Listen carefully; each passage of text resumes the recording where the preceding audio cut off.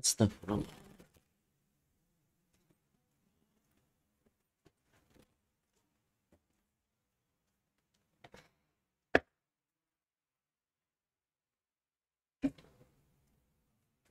Bismillah, bismillah.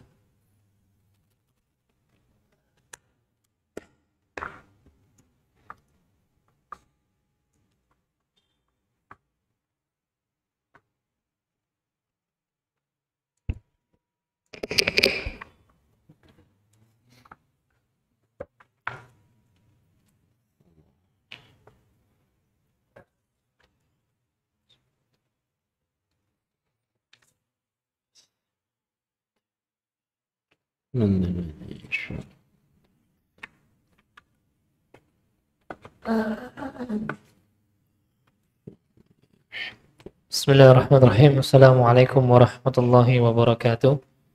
Waalaikumsalam. Alhamdulillah wassalatu wassalamu ala Rasulillah wa ala alihi wa sahbihi wa mawalah, la haula wa la quwata illa billah, ma ba'd. Jamaah rahimani wa rahimakumullah. Alhamdulillah, kesempatan malam yang berbahagia ini kita masih bisa bersua kembali dalam kajian rutin setiap Senin malam ba'da maghrib sampai dengan Isya yang membahas tentang dosa-dosa besar yang diambil dari kitab Al-Kabair karya Imam Az-Zahabi rahimahullahu ta'ala bersama beliau Ustaz Zaid Susanto hafizahullah di Masjid Al-Hasanah Terban Jogja. Insyaallah pada tema kali ini akan mengangkat mengenai tentang judul atau tema jangan tinggalkan sholat berjamaah. Kajian ini rutin disiarkan di Radio Muslim Jogja dan juga direlay oleh Niaga TV. Alhamdulillah setelah berada di tengah kita dan langsung saja kita ambil ilmu dan faedah yang disampaikan oleh beliau dengan mencatat kepada beliau Ustaz Zaid hafizahullah, kami persilakan falyatafadhal mashkura. Assalamualaikum warahmatullahi wabarakatuh. Innal hamdalillah nahmaduhu wa nasta'inuhu wa nastaghfiruhu wa natubu ilayh wa na'udzu billahi min shururi anfusina wa min sayyiati a'malina. Man yahdihillahu fala mudilla lahu wa man yudlil fala hadiya lahu. Wa ashhadu an la ilaha illallah wahdahu la syarika lah wa ashhadu anna Muhammadan abduhu wa rasuluhu sallallahu alaihi wa ala alihi wa ashabihi wa man tabi'ahum bi ihsan wa sallama tasliman katsira, amma ba'd. Kaum muslimin muslimat, bapak-bapak, ibu-ibu, saudara-saudari, adik-adik dan juga anak-anakku, para hadirin di Masjid Al-Hasanah Terban, Yogyakarta, rahimani wa rahimakumullah. Kembali kita akan mengkaji kitab tentang dosa-dosa besar, dan kita masih dalam pembahasan dosa besar yang keempat, yaitu meninggalkan sholat.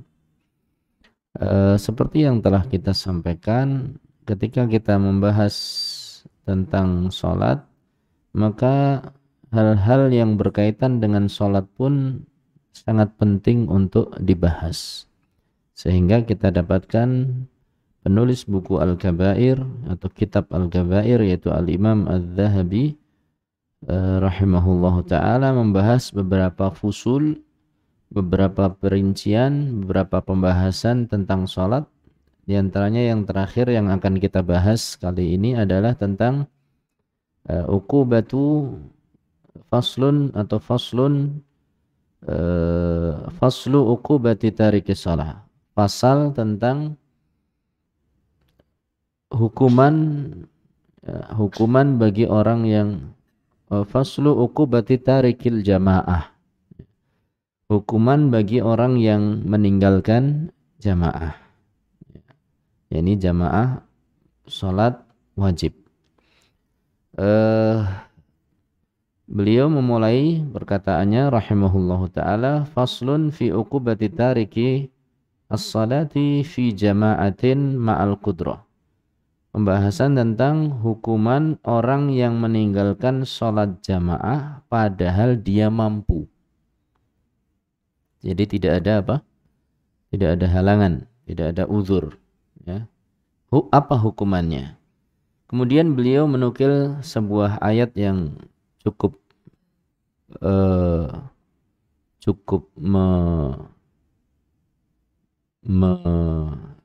menakutkan.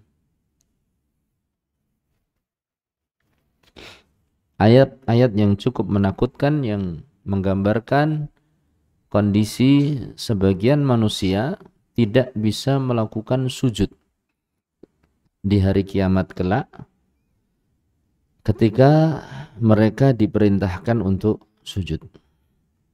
Yaitu firman Allah Ta'ala di surat Al-Qalam ayat 42 dan 43.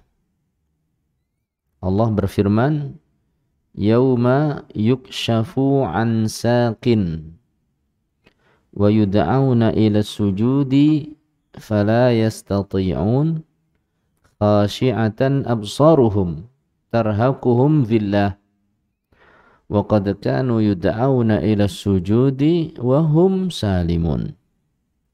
Yang artinya kurang lebih pada hari disingkapkan, dibuka perkara yang sangat besar. Di sini saq artinya adalah al-amru asyadid al-fadhi', suatu perkara yang sangat menakutkan. Ya, pada hari ketika dibuka dan ditampakkan dipampangkan suatu perkara yang sangat sangat besar. Wa yud'auna ila sujud, dan pada hari itu mereka dipanggil untuk melakukan sujud. Hamba-hamba Allah dipanggil untuk melakukan sujud.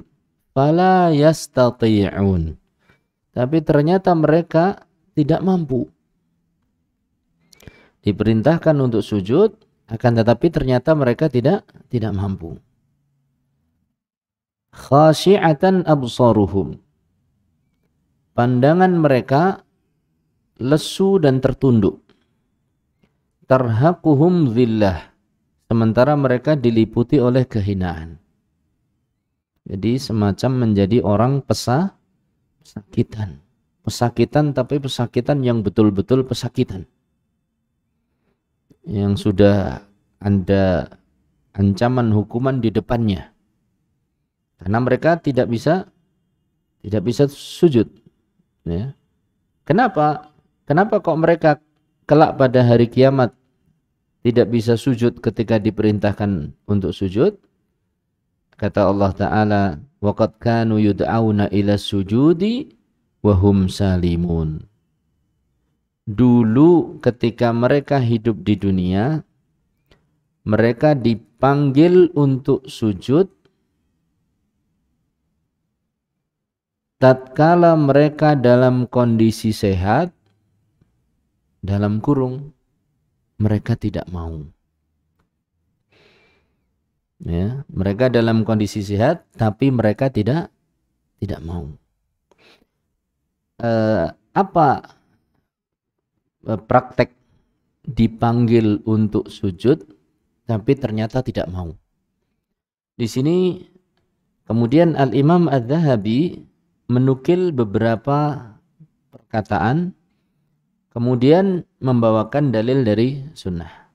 Kita cermati perkataan beberapa ulama tentang firman Allah Ta'ala, وَقَدْ كَانُوا يُدْعَوْنَ إِلَى السُّجُودِ وَهُمْ سَالِمُونَ. Dulu mereka diajak untuk sujud tatkala mereka masih sehat, tapi mereka tidak mau.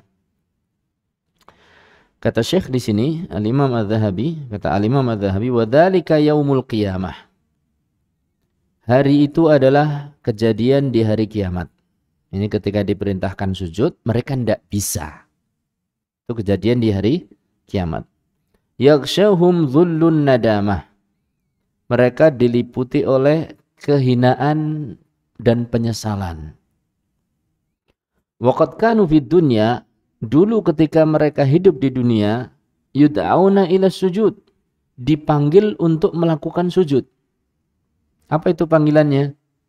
Hayya 'alas shalah, hayya 'alal falah. Itu panggilannya. Maka dikatakan di sini oleh Al-Imam Adz-Dzahabi, qala Ibrahim At-Taimi, berkata Ibrahim At-Taimi rahimahullahu taala, yakni maksudnya ketika mereka di dunia dalam keadaan sehat dipanggil tidak mau, yakni ila salatil maktubati bil adzani wal iqamah. Mereka dipanggil untuk mengerjakan salat wajib dengan panggilan berupa adzan dan iqamah. Berarti panggilan untuk melakukan sholat jamaah. Ya. Dipertegas lagi dengan penukilan berikutnya. Jadi yang dimaksud panggilan tadi ketika yud'auna ila sujud adalah panggilan untuk melakukan sholat wajib berupa dengan adzan dan iqamah. Dan adzan dan iqamah adalah panggilan untuk melakukan jamaah. Dipertegas lagi penukilan dari Sa'id bin Musayyib atau Musayyab rahimahullah ta'ala. Beliau sendiri lebih senang dipanggil Sa'id bin Musayyib rahimahullah rahmatan wasi'ah. Kanu yasma'una hayya 'ala shalah. Orang-orang yang disebutkan di dalam surat Al-Qalam ayat 42-43 yang mereka ketika diperintahkan sujud kelak di hari kiamat ternyata tidak mampu. Karena ketika mereka sehat di dunia tidak mau. Siapa mereka? Kanu yasma'una hayya 'ala shalah. Mereka adalah orang-orang yang mendengarkan muadzin mengucapkan hayya 'ala shalah, hayya 'alal falah. Dan juga mereka mendengar ucapan muadzin hayya 'alal falah. Fala yujibuna. Tapi ternyata mereka cuek. Tidak menjawab panggilan muadzin. Wahum as-sihha'u salimun. Padahal kondisi mereka sehat, salimun, tidak sakit. Ya, waras. Awake waras, selamat. Tapi tidak mau memenuhi panggilan salat berjamaah. Ini perkataan siapa? Sa'id bin Musayyib. Dulu mereka adalah orang-orang yang mendengarkan panggilan adzan, tapi mereka tidak menjawab adzan tersebut. Ini tidak mendatangi masjid. Allahumma musta'an. Berarti ini ancamannya cukup besar ini. Kalau ada sampai ulama salaf mengatakan seperti ini, ulama yang terdahulu mengatakan seperti ini, berarti ini adalah salah satu penafsiran dari ayat tersebut. Tentu mereka mengambil dari guru-gurunya. Nanti insyaallah ta'ala akan kita dengarkan bagaimana penukilan-penukilan dari hadis dan juga perkataan sebagian sahabat radhiyallahu ta'ala anhu. Penukilan yang dua tentang ayat tadi, qala Ka'ab al-Ahbar rahimahullah ta'ala, wallahi, demi Allah, ma nazalat hadhil ayatu, ayat ini tidaklah turun illa fil ladzina takhallafu anil jamaah, kecuali tentang orang-orang yang takhallafu anil jamaah, ya, ini meninggalkan jamaah, ketinggalan dari jamaah, atau meninggalkan tepatnya, meninggalkan jamaah, ya. Kemudian kata Syekh, fa ayyu wa'idin asyaddu wa ablaghu min hadza liman taraka salata fil jamaah ma'al qudrati ala ityaniha. Maka ancaman mana yang lebih mengerikan? Adakah ancaman yang lebih mengerikan? Adakah ancaman yang lebih dahsyat bagi orang yang meninggalkan sholat jamaah padahal dia mampu untuk mendatanginya dibandingkan ayat ini?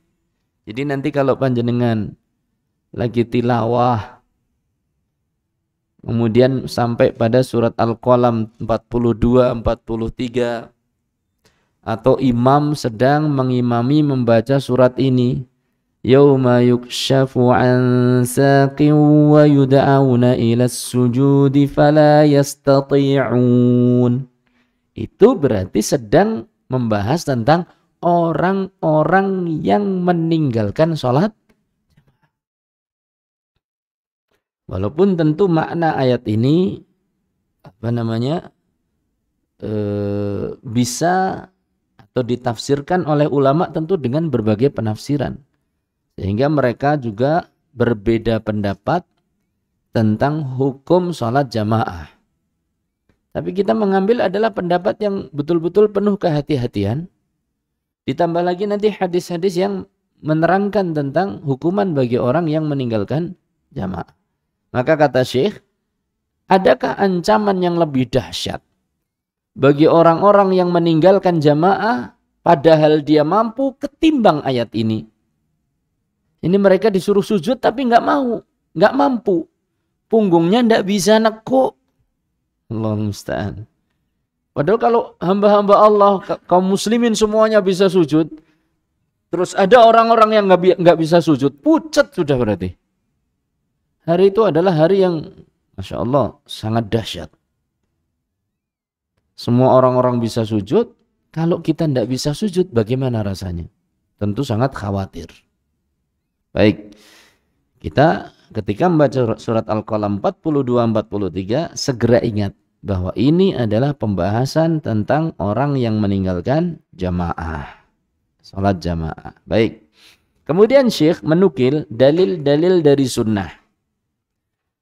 Beliau mengatakan, Al-Imam Adz-Dzahabi mengatakan, wa amma minas sunnah, adapun dalil dari sunnah, dari hadis Rasulullah sallallahu alaihi wasallam. Fama thabata fi sahihain, sebagaimana diterangkan di dalam sahihain Al-Bukhari dan juga Muslim. Anna Rasulullah sallallahu alaihi wasallam qaal, bahwasanya Rasulullah sallallahu alaihi wasallam bersabda, laqad hamamtu, sungguh aku telah bertekad kuat, kata Rasulullah sallallahu alaihi wasallam.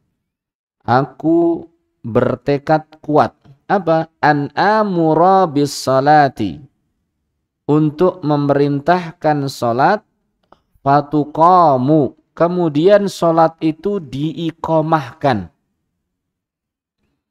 Ini beliau sudah bertekad, waktunya salat diiqamahkan, thumma, kemudian amuru rajulan, aku perintahkan seseorang, faya umun nas, untuk mengimami salat orang-orang yang ada. Sementara aku, kata Rasul sallallahu alaihi wasallam, thumma antaliku ma'i birijalin, kemudian aku dan beberapa orang pergi. Kemana? Ma'ahum hazmun min hatab, sambil membawa satu ikat atau ikatan-ikatan kayu bakar. Kemana? Ila qaumin, menuju ke sekelompok orang, la yashhaduna salata fil jamaah, yang tidak hadir salat jamaah. Kita ulangi. Jadi Rasul sallallahu alaihi wasallam bertekad, perintahkan salat untuk diiqamahkan, imamnya ganti yang lain, sementara Rasulullah sallallahu alaihi wasallam memimpin serombongan orang, ya, untuk membawa ikatan-ikatan kayu bakar. Kemana? Mencari orang-orang yang tidak menghadiri salat jamaah. Fa'ahriku buyutahum alaihim binnar, maka kita akan bakar, kata Rasul sallallahu alaihi wasallam, rumah mereka beserta isinya dengan api. Padahal di situ, di dalam rumah ada orang yang tidak salat tadi, ada keluarganya, ada hartanya. Maka hadis ini menunjukkan ancaman besar bagi orang-orang yang meninggalkan salat jamaah. Sampai Rasul sallallahu alaihi wasallam bertekad kuat untuk melakukan hal itu. Kemudian kata Al-Imam Az-Zahabi, wala yutawa'adu biharqi buyutihim alaihim, tidaklah ada ancaman untuk membakar rumah beserta isinya, illa ala tarki wajibin, kecuali dikarenakan mereka telah meninggalkan kewajiban. Jadi hukuman seberat ini tidak mungkin dilakukan kecuali karena kewajiban yang ditinggalkan. Karena ada kewajiban yang ditinggalkan. Ma'ama fi al-buyut minadh-dhurriyyah wal mata, beserta isi-isi rumahnya dibakar. Ada keturunan mereka, ada bayi, ada harta. Ini menunjukkan bahwasanya dosa yang dilakukan dengan meninggalkan sholat jamaah itu sangat besar. Ini baru sholat jamaahnya. Belum lagi kalau meninggalkan sholat sama sekali. Tentu lebih besar. Tapi pembahasan itu sudah kita bahas. Sekarang kita hanya ingin membahas masalah bahwa meninggalkan sholat berjamaah itu ancamannya sangat berat. Pertama, hadis ini. Kemudian hadis yang kedua, wa fi sahih Muslim. Di dalam sahih Muslim disebutkan, anna rajulan a'ma, ada seorang pria buta di zaman Rasul sallallahu alaihi wasallam. Atan nabiyya, dia pun datang pada Rasul sallallahu alaihi wasallam. Faqal, dan mengatakan, si orang buta tadi berkata kepada Rasulullah sallallahu alaihi wasallam, ya Rasulullah, wahai utusan Allah, laisa li qaidun yaquduni ilal masjid, saya ndak punya penunjuk jalan yang bisa menuntunku ke arah masjid. Ya. Wasa'alan nabiyya an yurakhisa lahu an yusalliya fi baitihi farakhasa lah. Maka orang buta tadi Akhirnya minta pada Rasul sallallahu alaihi wasallam untuk memberi keringanan dia, si buta, agar dia dibolehkan sholat di dalam rumahnya saja. Sholat di rumahnya saja. Maka Rasul sallallahu alaihi wasallam pun pada kesempatan pertama itu memberikan keringanan. Ya sudah, tidak apa-apa. Sholat di rumah. Falamma walla, tatkala si orang buta tadi membalikkan badan mau pulang setelah mendapatkan apa tadi? Keringanan. Da'ahu. Rasul sallallahu alaihi wasallam kembali memanggilnya. Coba sini sebentar. Ya, sini sebentar. Aqal, berkata Rasul sallallahu alaihi wasallam, hal tasma'un nida'a bis shalah? Kamu mendengar azan atau tidak? Ini azan di tempat masjid ini kedengaran enggak dari rumahmu? Qal na'am. Berkata si bapak buta tadi, sahabat yang buta, iya saya mendengar. Qal fa'ajib. Kalau begitu jawablah azan, yaitu dengan cara mendatangi sholat jamaah. Subhanallah ini. Padahal orang buta. Nanti insya Allah komentarnya dari Imam Adz-Dzahabi akan kita bacakan. Dan juga diriwayatkan oleh Imam Abu Dawud dari sahabat Amr ibn Ummi Maktum. Annahu atan nabiyya. Kalau ini disebutkan ya, Amr bin Ummi Maktum. Dia datang pada Rasul sallallahu alaihi wasallam, "Ya Rasulullah, innal madinata katsiratul hawam was-siba." Sesungguhnya di Madinah ini banyak hewan-hewan buas, hewan-hewan berbisa, serangga-serangga, terutama muncul di malam hari. Wa ana dharirul basar. Sementara pandanganku buta. Syasi'ud dar. Rumahku agak jauh, syasi'. Ai ba'idud dar. Wal yaqaidun la yulaimuni. Saya punya penunjuk jalan, tapi enggak bisa mengantarku ke masjid. Fahal li rukhsah. Apakah ada keringanan untukku an usalliya fi baiti, untuk mengerjakan salat di rumahku? Kata Rasul sallallahu alaihi wasallam, hal tasma'un nidaa? Apakah engkau mendengar panggilan salat, yaitu azan? Qal na'am. Maka Amr ibn Ummi Maktum mengatakan, iya, saya mendengar. Qal, berkata Rasul sallallahu alaihi wasallam, fa'ajib, penuhi panggilan azan. Fa inni la ajidu laka rukhsatan. Sesungguhnya aku tidak mendapatkan, tidak menemukan atau tidak memberikan keringanan kepadamu. Siapa tadi? Orang buta, tidak punya penunjuk jalan, ada penunjuk jalan tapi enggak ahli. Namanya nuntun orang buta itu kan butuh keahlian. Tidak bisa sembarangan. Saya itu diajari nuntun orang buta sama orang buta. Jadi bukan kayak gandeng, bukan kayak gandeng orang biasa. Kalau orang buta itu lebih nyaman dia memegang pundak kita. Ya. Dan kalau kita lewat pintu, itu ibaratnya kita naik tosa. Depan kecil, belakang besar. Jadi jangan mepet-mepet. Nanti kalau mepet bisa apa? Nabrak dia, kasihan. Jadi kalau yang belum terbiasa menuntun tunanetra, mohon maaf, kenapa saya sebut buta? Karena memang komunitas mereka lebih senang disebut buta. Pernah ngaku ke saya. Daripada disebut tunanetra. Ya buta-buta, kalau tunanetra kan berarti kekurangan. Enggak. Orang buta nggak ada kekurangannya.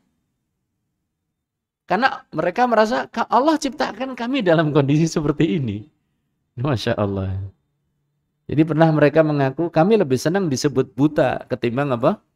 Tunanetra. Hafidhahumullah. Terus pernah ditanya, antum merasa aneh enggak dengan kebutaan antum ini? Apanya yang aneh katanya? Ini ciptaan Allah. Sekarang saya tanya balik, kata si buta. Kalau seluruh dunia ini diciptakan oleh Allah dalam keadaan buta, kemudian ada satu yang lihat, yang dibilang cacat yang mana? Yang lihat. Makanya tidak ada cacat. Semua adalah pemberian Allah. Nah, makanya tadi mungkin kalau dibilang buta kayaknya kasar. Enggak. Justru mereka, walaupun mungkin tidak semua ya, lebih suka kalau disebut dengan apa? Buta. Baik, ini adalah orang buta. Tidak dapatkan keringanan. Kata Al-Imam Adz-Dzahabi, "Fahadza rajulun dharirul basar."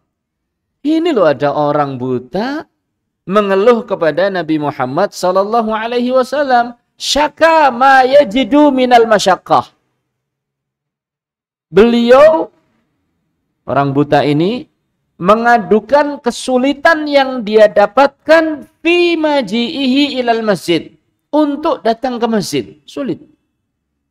Yaitu tadi, punya penuntun tapi enggak ahli dalam nuntun.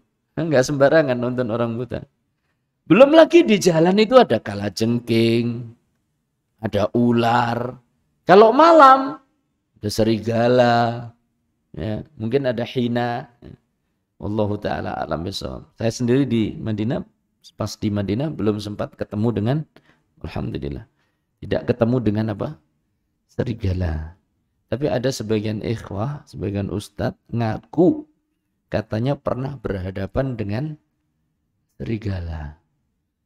Jadi ketika malam dia menyusuri Wadil Aqiq, sebuah lembah yang ada di pinggiran Jamiah Islamiyah. Dia masih ketemu katanya saat itu dengan serigala. Taduna yang masyhur ya, yang suka jalan di sana, yang suka makan dop, ya. Yang saya diajari makan dop oleh beliau, ya kan?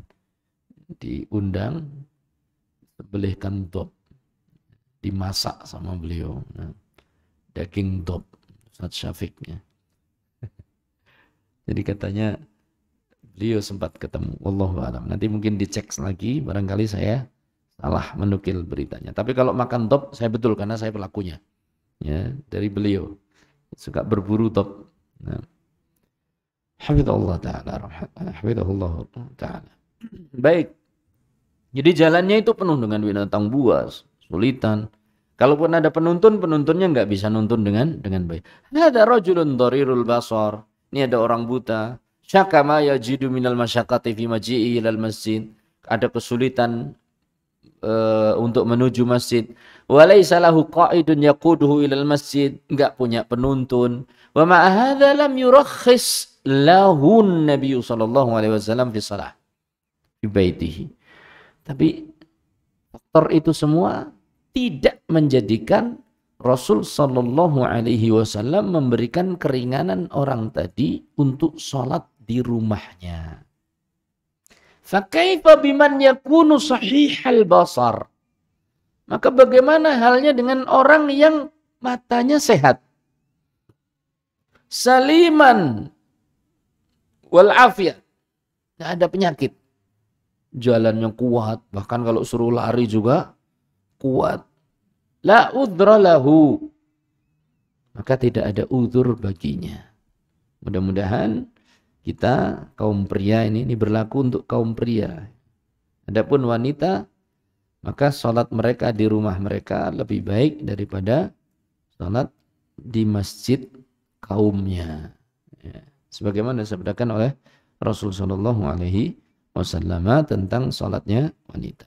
Baik, maka kita ini orang yang sehat, mudah-mudahan diberi kekuatan oleh Allah, taufik oleh Allah untuk senantiasa menjaga salat berjamaah. Allahumma amin. Walihada lamma su'ila Ibnu Abbas.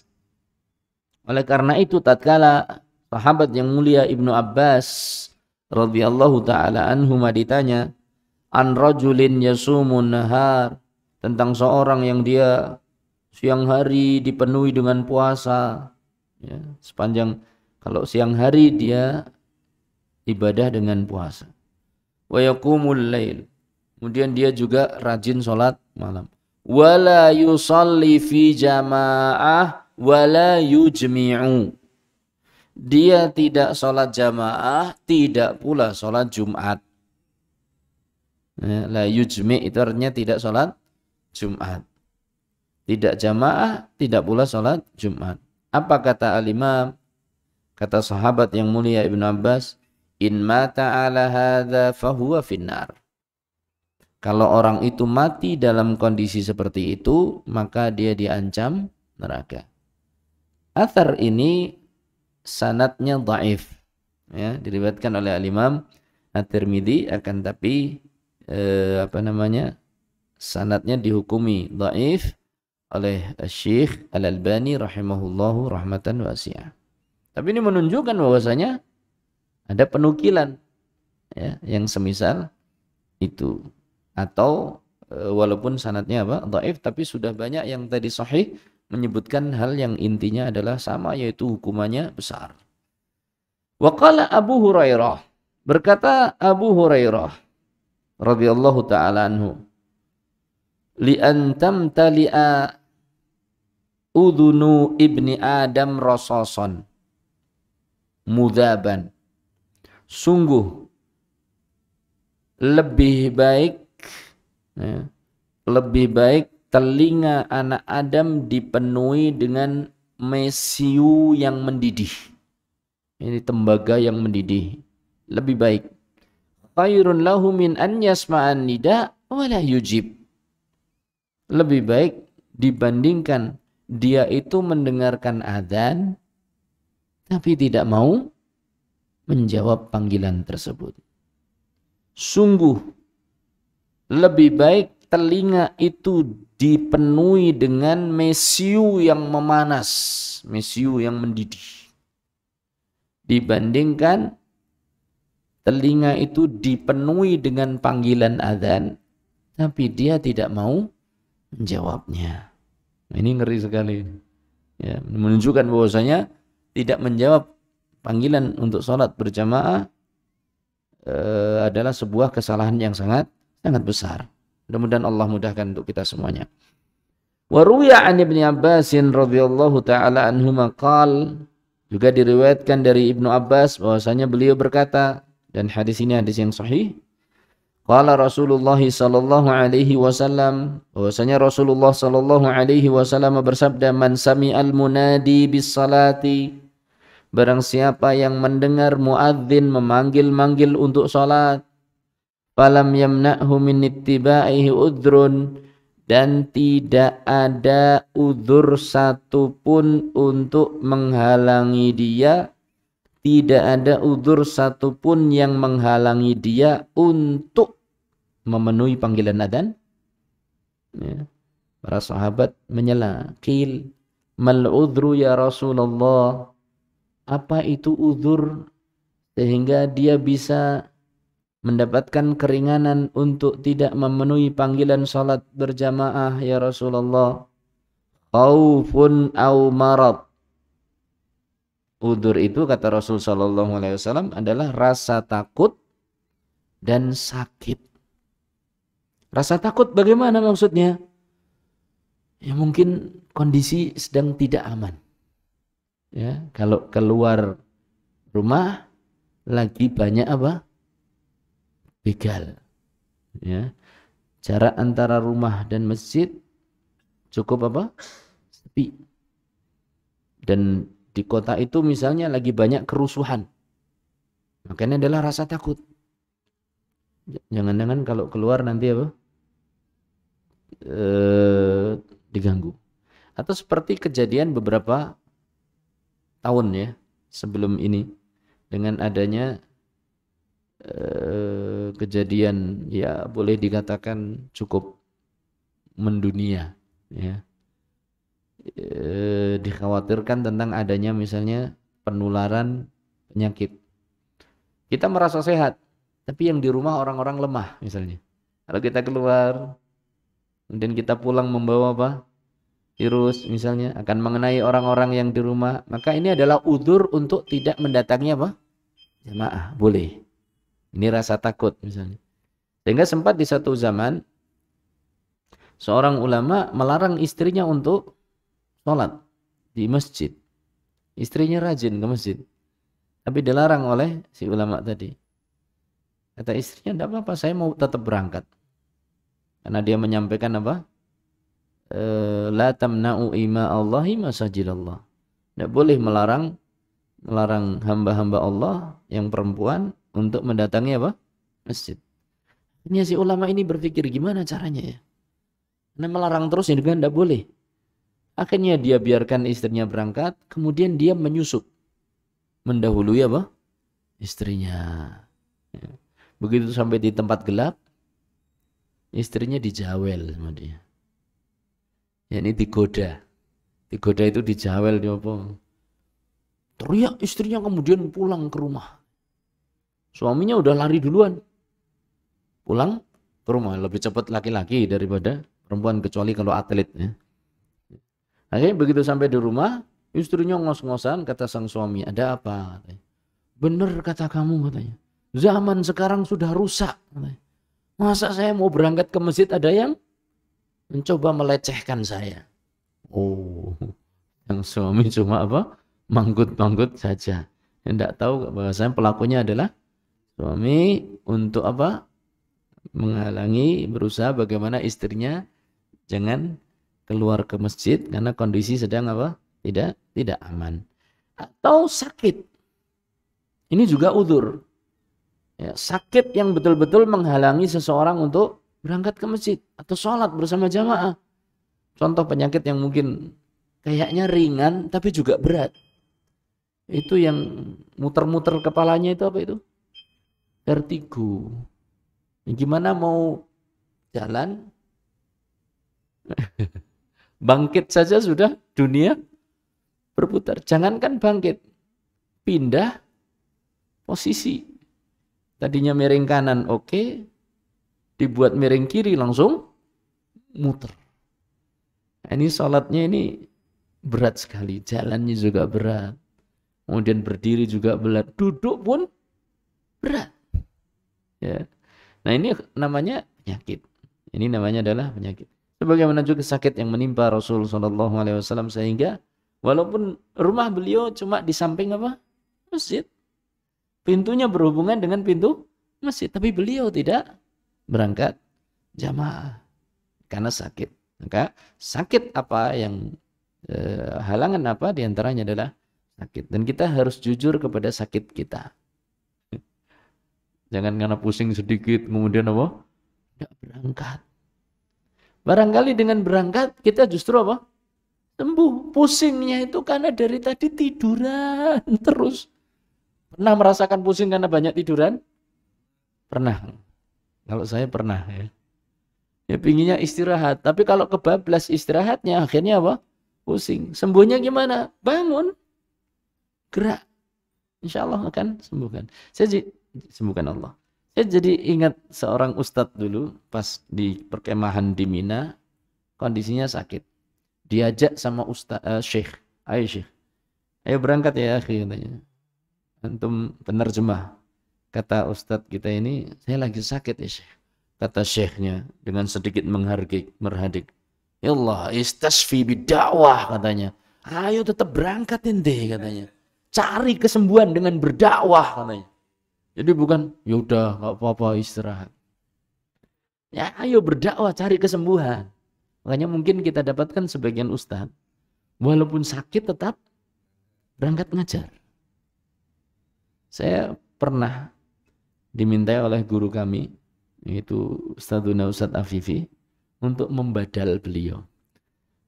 Di WA, Ustadz Zaid, Afwan, antum bisa menggantikan jadwal saya enggak? Saya bilang gini, Afwan Ustadz saya lagi sakit. Tak kira beliau sudah langsung terima. Saya kurang sehat, Ustadz. Apa kata beliau? Sakit apa Ustadz? Ya, pusing Ustadz. Dibalas lagi. Lontor madu tat katanya. Udah mbok antum itu yo berangkat minum madu sing akeh. Jadi jangan gampang nyerah. Kaget. Kok tingene iki karo sama Ustaz Tafifi. Oh, ternyata semangat beliau luar biasa. Makanya kita dapatkan ulama zaki Allah turun bandara langsung ngisi. Itu karena semangatnya luar biasa. Hafidhahullah rahmatan. Hafidhahullah hafidhahullahu bihifdih. Mudah-mudahan Allah menjaganya. Jadi begitu kan. Terkadang sakit itu menghalangi, tapi kita harus jujur. Itu sakitnya tenanan, apa manja, gitu ya. Kalau hanya pusing sedikit berangkat, Bismillah. Kalau hanya kaki pegel-pegel dikit, insya Allah berangkat, Bismillah. Nah ini yang menghalangi. Kalau nggak ada uzur, maka apa kata Rasul Shallallahu Alaihi Wasallam di sini? Lam tuqbal minhu sholatul lati sholat. Maka tidak akan diterima sholat yang dia kerjakan. Yaitu sholat di rumahnya. Ini hadis-hadis yang ngeri ini. Makanya untuk langkah amannya, kalau kita ajarkan kepada diri kita, kepada murid kita yang laki-laki, ayo sholat jamaah. Ya, mungkin ini dulu yang bisa saya sampaikan. InsyaAllah akan kita lanjutkan pada pertemuan akhir sebelum Ramadan. Apabila Allah memberikan kesempatan kepada kita semua, yaitu pada Senin yang akan datang, kita akan selesaikan pembahasan tentang hukuman bagi orang yang meninggalkan sholat jamaah. Wallahu ta'ala a'lam bi-ashab. Sallallahu ala nabiyyina Muhammad. Walhamdulillah rabbil alamin. Subhanakallahumma bihamdik. Asyhadu an la ilaha illa anta. Astaghfiruka wa atubu ilaik. Assalamualaikum warahmatullahi wabarakatuh.